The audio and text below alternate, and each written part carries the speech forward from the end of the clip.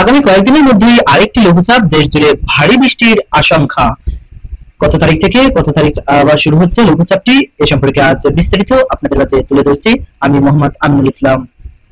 বৃষ্টিপাতের প্রবণতা ও বিস্তৃতি কমতে শুরু করছে সারা দেশে। এই ধারা বজায় রেখে দেশের বিভিন্ন জায়গায় বিচ্ছিন্নভাবে বৃষ্টি হতে পারে আগামী 3 দিন।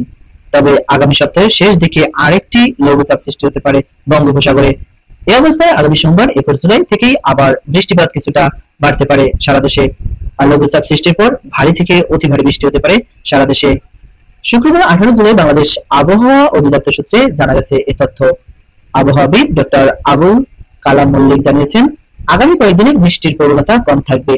24 জুলাই সাগরে একটি লঘুচাপ সৃষ্টি হতে পারে। এ সময় দেশ জুড়ে ভারী থেকে অতি ভারী বৃষ্টি বর্ষণ হতে পারে। এর আগে বৃষ্টি কমবে বাড়বে, তবে আগামী 3 দিন বৃষ্টিপাতের পরিমাণ খুবই কম থাকবে।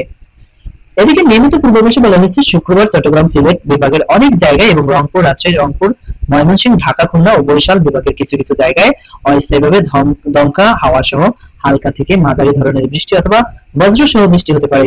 একই সঙ্গে চট্টগ্রাম ও সিলেট বিভাগের কোথাও কোথাও মাঝারি ধরনের ভারী থেকে ভারী বর্ষণ হতে পারে। আগামীকাল শনিবারের 19 জুলাই পূর্বাভাসে বলা হয়েছে, রংপুর ময়মনসিংহ চট্টগ্রাম ও সিলেট বিভাগের অনেক জায়গায় এবং রাজশাহী ঢাকা খুলনা ও বরিশাল বিভাগের কিছু কিছু জায়গায় অস্থায়ীভাবে দমকা হাওয়া সহ হালকা থেকে মাঝারি ধরনের বৃষ্টি অথবা বজ্র সহ বৃষ্টি হতে পারে।